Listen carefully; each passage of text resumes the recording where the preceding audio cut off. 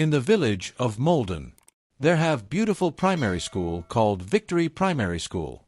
Their students were laughter, their chatter, and the clapping of small hands filled the air as they ran into the school compound. The bell rang loudly. Children rushed quickly to the assembly ground. Teachers stood in front, straight and serious, but smiling softly at the young faces. Madam Grace, the headmistress, cleared her throat and raised her hand. "Good morning, children," she called. "Good morning, Ma," the children shouted in one loud voice, their small uniforms shining under the sun. They began their morning songs, clapping and dancing. They prayed, and then Madam Grace gave announcements about the school's inter-house sports coming soon. Parents passing by the gate stopped for a moment, watching their children with pride. The whole compound looked peaceful. But not far away, danger was moving slowly toward the school. On the narrow bush path near the stream, a madman forward. His clothes were torn, his face was rough, and his hair scattered like a bird's nest. His name was Daniel, but people in the town called him the Madman. Years ago, Daniel had been a promising young man. He studied hard, he had dreams. But after losing his parents in a car accident and later his job, pain swallowed his heart. He started drinking, then his mind broke. Soon, he was wandering the streets, dirty and wild, speaking to people that nobody could see. Sometimes Daniel was quiet, just walking and singing to himself. But sometimes, anger took over him, and he became dangerous. The villagers were used to avoiding him. They never thought he would one day walk into a school. That morning, Daniel was not himself. He kept shouting strange words, hitting the ground with a long stick he carried. His eyes were red, his steps fast, his body shaking. Suddenly, he turned toward Victory Primary School. Nobody stopped him. Nobody guessed what he was planning. Back at the school, children were leaving the assembly ground, preparing to enter their classrooms. Just then, the rusty gate banged open. Everybody turned. It was Daniel. He stormed into the compound, his wild eyes scanning everywhere, his stick raised in the air. At first, the teachers thought it was just another villager passing by. But when they saw his torn clothes and dangerous look, fear entered their hearts. Some children gasped, some began to cry. "Back inside! Everybody, move inside now!" Madam Grace shouted. Her voice shook, but she tried to remain strong. But Daniel was faster. He ran into the middle of the compound, shouting words nobody understood. He swung his stick at the ground, then at the air, his voice loud like thunder. Children screamed and scattered. Some ran into classrooms, others hid behind teachers. Then something terrible happened. A little boy named David tripped and fell right in front of him.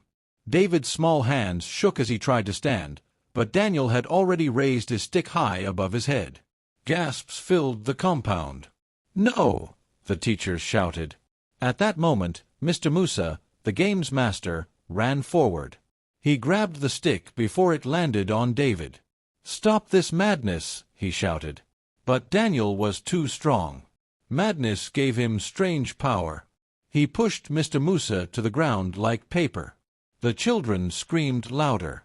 Some climbed windows to escape. Others cried and hugged each other. Teachers tried to calm them, but fear filled even their own eyes. Daniel raised his stick again, chasing the children. He entered one classroom, banging tables, scattering books. Small girls hid under the desks, shaking. One little girl, Esther, whispered, "God, please save us." Outside, parents heard the noise and rushed to the school. Some carried stones, others held sticks, but none wanted to get too close to the madman. Inside, Madam Grace gathered courage. She stood in front of one classroom door, blocking Daniel. "Please, stop. These are children, leave them alone," she cried. But Daniel only laughed a strange laugh. His eyes rolled, and he pointed the stick at her. "They took my life. They took everything. I will take them too," he shouted, though nobody understood what he truly meant. He charged toward her. Madam Grace screamed, but before the stick touched her, two brave parents rushed in and pulled her away. They threw stones at Daniel, but he kept coming. The compound was now in total chaos. Children were jumping through windows, some falling and injuring themselves. Teachers tried to gather the smaller ones who could not run. The sound of cries filled the whole neighborhood. And then something happened that nobody expected. One of the oldest pupils, a boy named Chinedu, only 12 years old, stepped forward. His small hands were shaking, but he picked up a stone. He looked at Daniel, then at the crying children. With courage far bigger than his age, he shouted, "Leave my school! Leave us alone!" and threw the stone. The stone hit Daniel on the arm. He roared like a wounded lion and turned toward Chinedu. Fear covered the boy's face, but he stood firm. "We are not afraid of you," he shouted again. But Daniel charged at him. Before he could reach Chinedu, Mr. Musa, bruised but not broken, jumped from behind and grabbed him. Other men from the community who had rushed in joined him. Together, with great struggle, they tied Ifani with ropes. He fought like 10 men, but finally they pulled him down. Silence fell over the compound. Children peeked from windows, their eyes wide.